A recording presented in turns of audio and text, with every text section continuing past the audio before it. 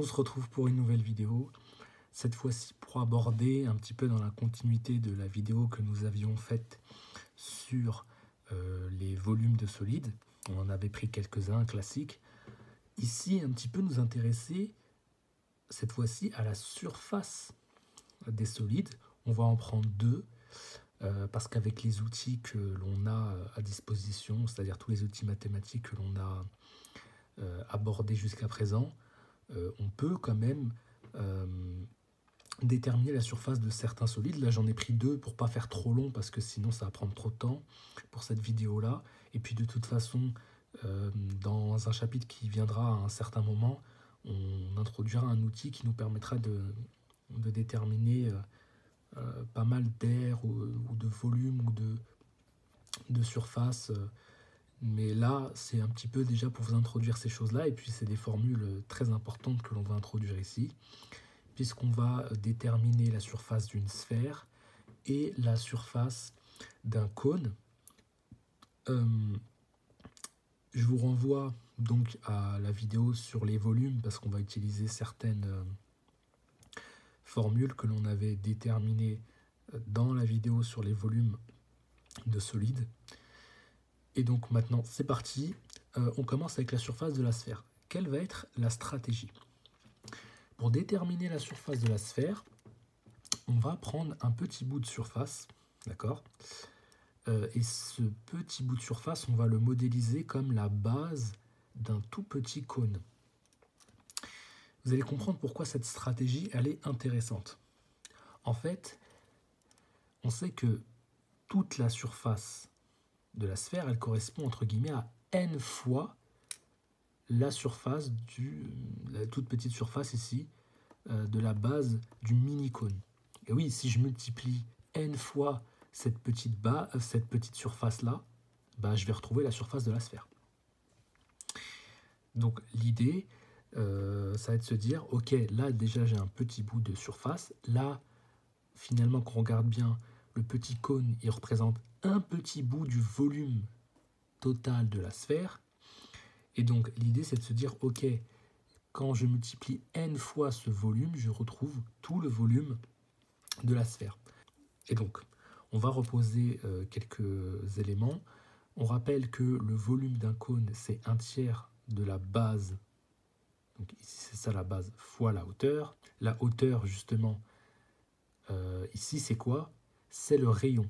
Et ça, c'est un grand avantage qui nous permet de pouvoir ensuite, comme on va le voir, déterminer la surface de la sphère uniquement à partir de ce petit cône. Et ça, on ne va pas pouvoir vraiment le faire avec les autres solides, tels que, notamment, par exemple là, on verra le cône. Avec le cône, c'est pas possible de faire ça, parce qu'avec le cône, on n'a pas cet avantage qu'on a avec la sphère, d'avoir un rayon qui est toujours le même. Et comme on a ici un rayon qui est toujours le même, si je place un mini-cône ici, et la hauteur de ce mini-cône, ce sera encore une fois le rayon. Et donc ça, en fait, ça va nous amener à dégager des choses assez intéressantes dans les formules, comme on va le voir. Donc, on a, comme je disais pour le cône, le volume qui correspond à un tiers de la base fois la hauteur. Comme je le rappelle ici, je le précise, hein, ici la base c'est la petite surface, ici le bout de surface entre guillemets. Donc si j'isole la surface, comment j'isole la surface? Je divise par h de chaque côté, ou alors je multiplie par 1 sur h de chaque côté, c'est pareil, c'est la même chose qui va se passer. Si je multiplie par 1 sur h, le h va s'annuler, mais je le multiplie aussi par 1 sur h de l'autre côté. Et là, je multiplie par 3 pour que les 3 s'annulent. Puis 1 fois la surface, ça fait la surface. Mais si je multiplie par 3 là, il faut que je multiplie par 3 de l'autre côté. Donc j'aurai tout ça, finalement, ici. Et là, il ne me restera bien que la surface. Donc j'ai la surface qui vaut tout ça. Et comme je le rappelle, h, c'est le rayon de la sphère. Très bien. Donc là, j'ai une expression de la mini-surface. Et on sait que si je multiplie n fois cette mini-surface, je vais retrouver la surface globale de toute la sphère. Si je multiplie par n ici, il faut que je multiplie par n ici. Alors je peux multiplier par n là ou là ou là. On sait que L'ordre n'est pas très important avec les multiplications quand on n'a que des multiplications. Si je multiplie par n ici, bah, je peux changer l'ordre et bien mettre le n devant le volume pour bien dire que, en fait, si je considère n fois la surface, bah, au niveau du volume, je vais considérer n fois le volume, c'est-à-dire tout le volume. Parce que la surface qui est ici, elle couvre le petit volume qui est là. Mais toute la surface de la sphère couvre tout le volume de la sphère. Donc quand je vais multiplier n fois la surface, je vais retrouver une surface qui couvre n fois ce petit volume, c'est-à-dire l'ensemble du volume de la sphère.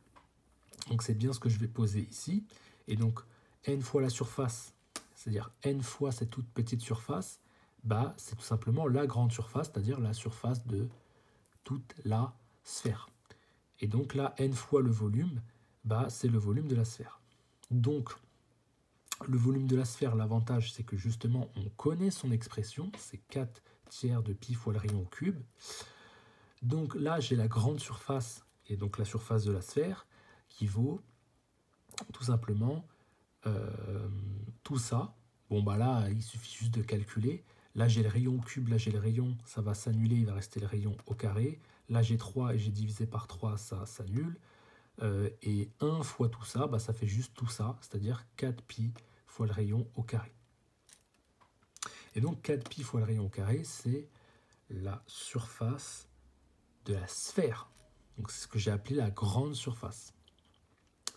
Donc voilà pour la surface de la sphère, c'est assez simple finalement à déterminer quand on considère que l'on connaît déjà le volume de la sphère ainsi que le volume du cône et qu'on est dans cette logique de considérer une petite surface qu'on va répéter n fois pour retrouver la grande surface. Alors, pour le cône, ça va être un petit peu plus subtil parce qu'on n'a pas cet avantage que j'avais mentionné avec la sphère, donc il va falloir procéder autrement. Comment on va faire? Eh bien, on va passer par une stratégie un petit peu plus géométrique au départ, et puis un petit peu plus algébrique, c'est-à-dire un petit peu plus, entre guillemets, par des égalités et des calculs, quoi. Une stratégie qui va nous permettre de déterminer la surface du cône, c'est-à-dire toute la part qui couvre le volume du cône. Très bien, alors donc l'idée ça va être d'ouvrir ce cône. Donc en gros vous imaginez vous avez le cône et l'idée c'est vous avez le cône et l'idée c'est de l'ouvrir, d'accord? Parce qu'en l'ouvrant vous allez retrouver finalement ceci. Là, donc là, tout ça, c'est la surface du cône. C'est toute cette part qui englobe le cône. Elle est ici. Là, vous avez ce qu'on appelle l'apothème. L'apothème, c'est cette longueur-là. Donc celle-ci et celle-ci, c'est la même. Hein. Donc là, j'ai la même chose, c'est l'apothème. Là, en fait, vous voyez là, le cercle. Comme on a ouvert le cône, et ben en fait, ce cercle va où la circonférence de ce cercle va un petit peu être un peu plus ouverte. Et donc en fait, cette longueur ici, ça correspond à la circonférence de tout le cercle. Mais c'est un cercle qu'on a lui aussi du coup ouvert. Donc on retrouve ici toute cette longueur qui est celle de la circonférence du cercle qui est à la base du cône. Donc là ici on a un angle, d'accord, qui caractérise l'écart qu'il y a entre l'apothème qui est là et l'apothème qui est là. Très bien. Alors, donc toute la surface qui est là, c'est la surface du cône qu'on a considéré ainsi. Et il faut voir aussi qu'en fait, toute cette aire-là ne correspond qu'à une part de l'aire d'un grand cercle qu'on n'a pas fait apparaître. Ce n'est pas forcément nécessaire, mais il faut bien garder ça à l'esprit parce que ça va nous servir. Cette aire-là, c'est une partie de l'aire d'un cercle. Et donc, pourquoi on a fait ce découpage? On a fait ce découpage justement pour ramener la surface du cône, ou modéliser la surface de ce cône-là, plutôt sous cette forme, parce que sous cette forme, ça va être plus facile de calculer la surface. Parce qu'en fait, comme on va le voir, calculer la surface d'une partie d'un cercle, c'est pas si compliqué que ça, en vérité, quand on comprend toutes les histoires de proportionnalité. Je vous renvoie à ma vidéo sur la proportionnalité, si c'est pas clair pour vous comment ça fonctionne, parce que justement, on va utiliser du produit en croix. Dès qu'il y a proportionnalité, il faut penser au produit en croix. Et comme l'aire du secteur ce que j'appelle l'aire du secteur, c'est l'aire d'une partie du grand cercle. Mais l'aire du secteur ici, en plus de ça, c'est l'aire ou la surface du cône. Donc je l'appellerai aire de secteur. Donc cette aire de secteur correspond à une partie de l'aire totale. Donc il y a forcément une proportionnalité qu'on va faire apparaître. Et c'est cette proportionnalité qui va nous permettre de définir l'aire de secteur et donc la surface du cône. Alors, on va déjà bien poser les éléments qu'on connaît déjà et on va essayer de faire du lien entre tous ces éléments. Donc l'arc, alors qu'est-ce que j'appelle l'arc? C'est tout simplement cet arc-là, d'accord? Ici, l'arc, il vaut 2π fois le rayon qui est ici, bien sûr, parce qu'on a dit que l'arc ici, ça correspond en fait à la circonférence du cercle. Donc du cercle à la base, du cône. On a 2πa qui correspond cette fois-ci à la circonférence du grand cercle. Il faut imaginer le grand cercle. Pour faire un tour, il faut faire 2π fois le rayon, mais le rayon du grand cercle, c'est a. A qui, en plus, correspond à l'apothème du cône. Donc A ici, c'est un rayon, d'accord, du grand cercle. On a aussi que l'aire du grand cercle, c'est π fois son rayon au carré. Très bien. Donc nous, ce qu'on sait, c'est qu'en fait, l'aire du grand cercle, elle est k fois plus grande que l'aire du secteur. Ce qui est logique, vous avez l'aire du grand cercle, et bien l'aire du grand cercle est k fois plus grand que l'aire de ce petit secteur. De plus, la circonférence du grand cercle est k fois plus grande que la circonférence ici, qui est la circonférence du cercle à la base du cône, mais qui représente aussi l'arc de cercle que je vous montre et qui fait face à l'angle alpha. Donc, vous voyez que il y a le même coefficient de proportionnalité, ce qui est tout à fait normal.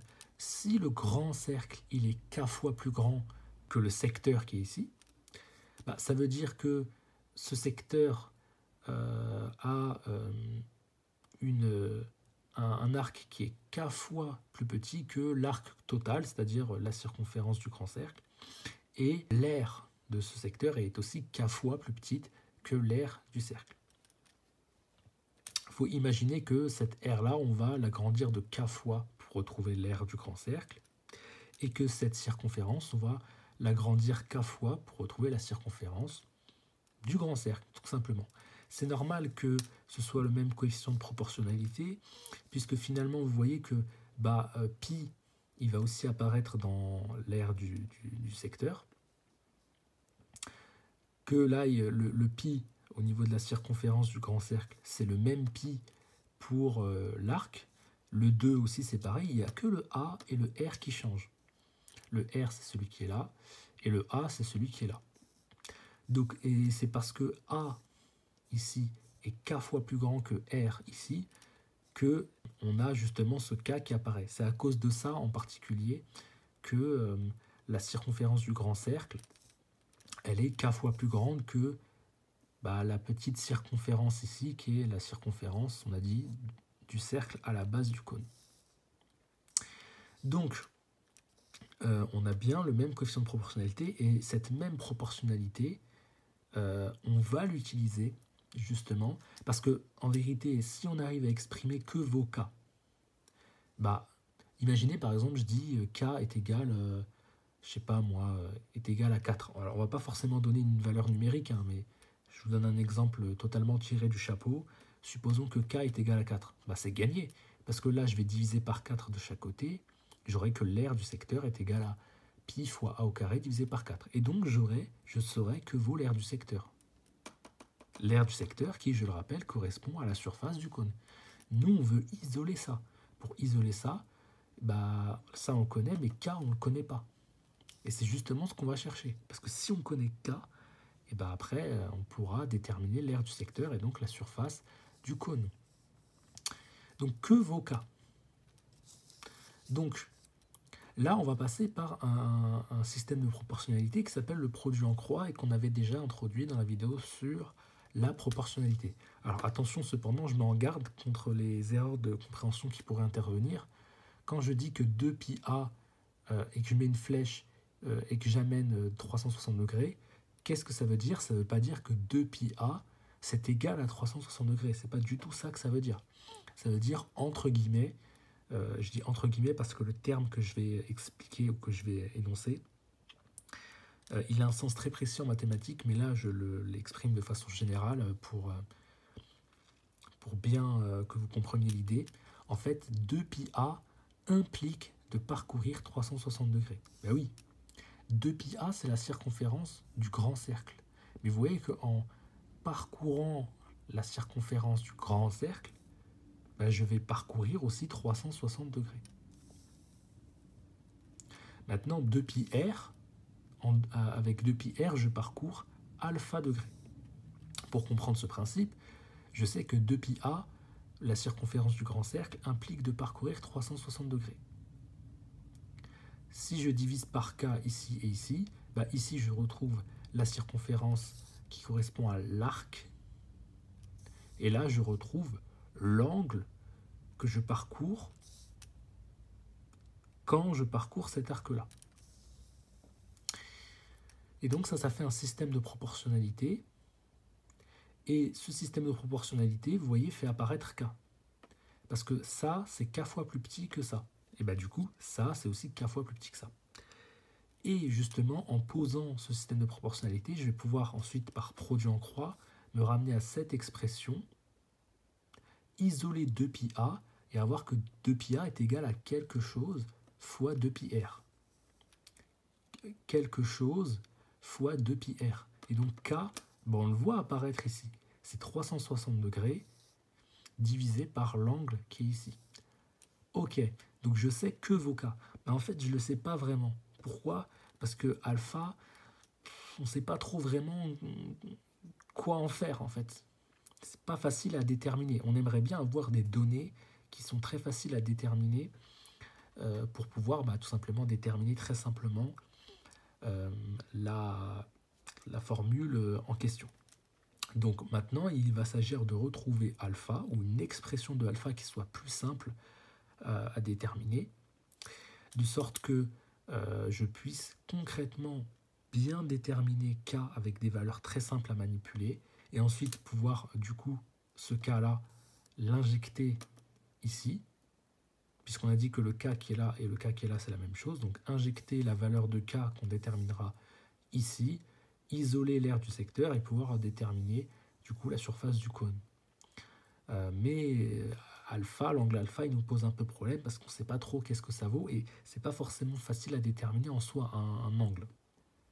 Donc on va essayer d'exprimer alpha plus simplement pour pouvoir avoir une formule plus simple de k.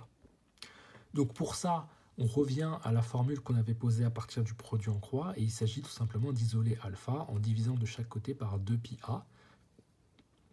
On sait que quand je divise par un nombre, alors qu'il y a une multiplication ici, je ne suis pas obligé de tout diviser. On rappelle, quand je divise tout, en fait, je peux sortir un élément. En l'occurrence, je sors 360 degrés. Pourquoi? Parce que ici, je vais pouvoir simplifier. Je vais avoir R sur A fois 360 degrés. Ça veut tout simplement dire 360 degrés fois R divisé par A. 360 degrés fois R divisé par A, c'est donc égal à alpha. Et donc là, alpha, on peut le réexprimer comme ceci. Et ceci, c'est pas très compliqué. 360 degrés, c'est une donnée voilà, qui nous est donnée. R, le rayon, c'est très facile à déterminer. Et A, c'est l'apothème du cône. C'est très facile à déterminer aussi. En tout cas, plus facile qu'un angle. Et donc, maintenant que je connais alpha, son expression, je vais pouvoir l'injecter dans le coefficient de proportionnalité K. Et je vais pouvoir ainsi mieux déterminer, ou déterminer plus simplement, et avec une expression beaucoup plus simple, l'aire du secteur comme on va le voir. Donc, si je reviens à ma formule de proportionnalité au niveau des aires. On avait dit que l'aire du grand cercle c'est égal à k fois l'aire du secteur. K, on avait dit que ça valait ceci. Et alpha, on a déterminé que ça vaut cela. Donc je vais remplacer alpha par son expression. je vois que les 360 vont s'annuler, je vais avoir 1 sur R sur A, mais on sait que quand on a un nombre divisé par un quotient, on peut multiplier par l'inverse, je vais avoir A fois R, A sur R fois 1, mais A sur R fois 1, ça fait R sur R, donc il me restera A sur R fois l'aire du secteur, qui est égal à l'aire du grand cercle. Et donc je vais pouvoir isoler l'aire du secteur. Comment? Ici, je vais multiplier par R sur A. Parce que si je multiplie par R sur A, les R vont s'annuler, les A vont s'annuler. Mais si je multiplie par R sur A ici, il faut que je le fasse aussi de l'autre côté. C'est ce que je fais. Et là, j'ai A au carré, là j'ai A, il y a des simplifications qui vont se faire. Il va me rester pi fois A fois R. Et donc l'aire du secteur vaut ceci. Mais l'aire du secteur, on a dit que c'était la surface du cône. Donc la surface du cône vaut ceci. Et là, vous voyez que c'est une expression assez simple. Et donc, vous voyez que la démarche était un peu plus ardue pour le cône, puisque il y avait moins de facilité, moins d'éléments simples à manipuler que pour le cas de la surface de la sphère, où vous avez pu voir que ça allait assez vite. Donc, voilà quelques exemples de calcul de surface. Alors, bien sûr, aujourd'hui, on n'utilise pas vraiment ces outils-là parce que on a des outils beaucoup plus sophistiqués qui sont un peu plus complexes et riches, mais qui sont tout de même plus efficaces et plus précis encore, mais qui nous permettent de retrouver les mêmes formules. Mais en tout cas, là, vous voyez qu'on peut quand même se débrouiller avec ce qu'on a pour pouvoir déterminer des surfaces de solides.